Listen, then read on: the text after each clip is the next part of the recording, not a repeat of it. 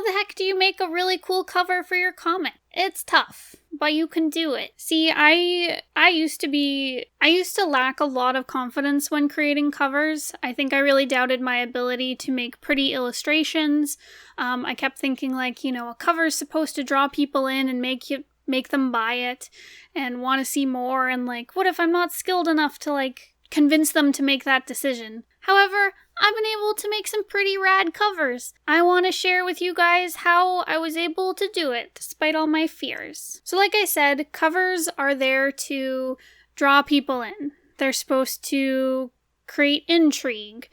They give people a glimpse of like the mood and the story without reading it.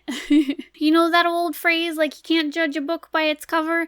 Well, actually you can, and that's the point of covers.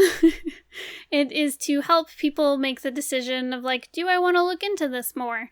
And if your book is in a bookstore or on a directory somewhere online, it's going to compete with a whole bunch of other comics, so yours needs to stand out. So what's really important, number one, is to figure out the appeal of your story and translate it into an illustration. Now that's very daunting. Trust me, that's what I was always super afraid of. However, there's lots of simple ways to look at it. So when you're figuring out the appeal of your story, there's a few easy things to draw on from your story that will create appeal. So for example, like intrigue. Like say you have a mystery comic, like a murder mystery comic, and on the cover, there's like someone who's been murdered and someone coming across the body. Like people will go, oh, what happened there? I want to see where this goes. You say you have like a historical fantasy steampunk comic, and you have like a cool gunslinger cowboy and a giant robot. I want to read that. You're like, how do these fit together? This looks cool. So like your story probably already has like intrigue to it. It's like the thing you pitch to people. It's like, this is why this story is interesting. And you want to distill that into an image. There's other things that are really important to create appeal. So for example, like eye candy, having a character pinup, focusing on making the art look really tight and pretty. You want to make sure that the mood of your story comes through, so you want to use colors and imagery that evoke, the tone and genre that you're going for. And you want to create an emotional connection to the characters. So, like, you can do that by having characters in the middle of an action scene. If you have a romance, you can depict your characters, like, about to smooch or looking all, like, forlorn at each other because they can't be in love, or whatever your story is. All that stuff can make really compelling covers, and you just gotta figure out, like, what's the appeal of your comic? And another way to find that out is, like, why is this story important to you? Is it because of the smooching? Put some smooching on the cover. Figure out the appeal of your story. Now let's say that you kind of know the appeal of your comic, but you still don't really have any ideas. Well, another great way to, like, make a cool cover is to pick 3 elements from your story. So, like, think of, like, the most important pieces of story for your comic. If it's, like, a volume, go through the volume and figure out what are the important, like, story elements. Well, who are the important characters? What are some important plot points? And turn those 3 things into a cover.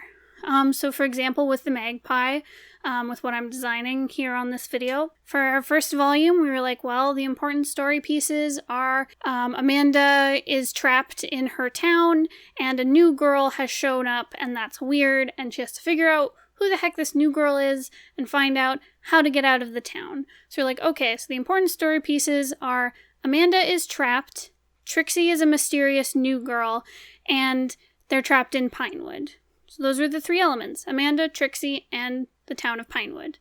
There you go. It's just that easy. Another important thing to consider with coming up with ideas for what to put on your cover: characters will draw more attention than objects will. I've had friends talk about their experience with that, where they printed an issue of their comic and it had a perfume bottle on it, and they weren't getting much traction. Not many people were picking it up and reading it. As soon as they switched it to characters, suddenly they were selling their comics like hotcakes. People will connect with characters a lot easier than they will, say, like a static object. People are drawn to faces and emotion. Okay, so there you go. You know your appeal. You've got some ideas down. It's also really important to go study the market and genre that you are creating a cover for. There will be tons of resources out there already depicting really cool covers that you can draw inspiration from. For example, if you're working on a mystery or a romance, they're going to have very different color palettes that are kind of staples of the genre. I talked about this in my previous video about covers back during my 100 Days challenge, but basically you want to make sure that you're drawing the right attention. If someone's looking for a mystery book, you want to make sure that your book cover screams, "I'm a mystery, read me." So yeah, it's very important to go study your market, see what's around. It also helps so that you don't accidentally copy someone else's cover, which will make, if you are adhering to the genre, but also making sure that you're not just another book that looks exactly like all the other books in the genre, that's what you want. You want to be different, but still recognizable. So my fourth tip is to iterate. You know me, guys. I love to tell you guys to iterate your designs because it'll just make them so much better. I did so many pages of thumbnails. I have a few of them up on this video, but there were many more pages of just figuring out different ideas, trying out different compositions and color palettes and ideas. And with every new page of thumbnails, they just got better and better. So make sure that when you're figuring out your cover, don't put pressure on yourself to get it perfect the first time. It's not going to be perfect the first time, and that's okay. So when you're starting out, do very quick, easy cover designs. So for me, that's drawing little tiny thumbnail sketches in pen or pencil or whatever I have. I keep it very lo-fi. Low fidelity. It'll just save you time and energy so that you're not creating this beautiful cover and then discovering that the concept doesn't actually work. So yeah, make sure to iterate and experiment with different color palettes, compositions, ideas, genres, you never know. And make sure to get feedback on all those early sketches to when you feel like banging your head against a wall because none of it looks good to you, sometimes having another person look at it will really help. And finally, my last tip for making a really cool cover is to ensure that you have an interesting composition. There are many, many good videos out there about the basics of composition, but I think my best piece of advice about composition and covers is to ensure that, similar to comic flow, your composition is leading your reader's eye around the image. Illustrations are a bit hard because they have to keep you contained in the picture, where comics you're sending people off to the next panel. But I believe in you. You can do it. I guess some simple things to do are, rule of thirds. Don't stick all your stuff right in the middle of your illustration. Don't cut your composition in half. It'll be very jarring. And what I mean by cutting your composition in half, I mean it's best to have objects sit on the focal points of your cover.